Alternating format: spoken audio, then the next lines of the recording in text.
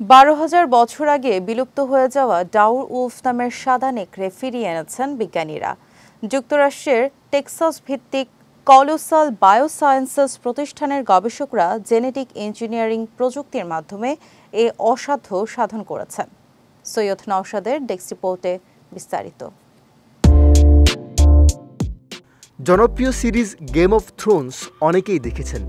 সেখানে বিভিন্ন প্রাণীর মধ্যে 12,500 বছর আগে বিলুপ্ত হয়ে যাওয়া ডায়ার উলফ নামের সাদা নেকড়ের কাল্পনিক দৃশ্য ভীষণ জনপ্রিয় হয়েছিল। এবার জেনেটিক ইঞ্জিনিয়ারিংয়ের মাধ্যমে সেই নেকড়ের জাত আবারও পৃথিবীতে ফিরিয়ে এনেছেন যুক্তরাষ্ট্রের টেক্সাস ভিত্তিক কলোসাল বায়োসায়েন্স প্রতিষ্ঠানের বিজ্ঞানীরা।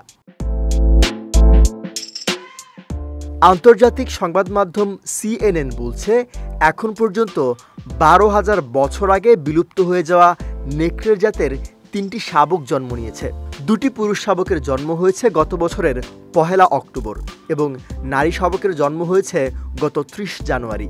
জেনেটিক ইঞ্জিনিয়ারিংয়ের মাধ্যমে পুরনো ডিএনএ, ক্লোনিং ও জিন সম্পাদনার মাধ্যমে ডায়ার উলফ শাবকের জন্ম দেওয়া হয়েছে বলে জানিয়েছেন বিজ্ঞানীরা। জন্ম নেয়া 2টি নেকড়ের নাম রাখা হয়েছে রোমুলাস ও রেমাস। প্রায় 4 ফুট লম্বা নেকড়ে দুটির ওজন বর্তমানে 36 কেজিরও বেশি।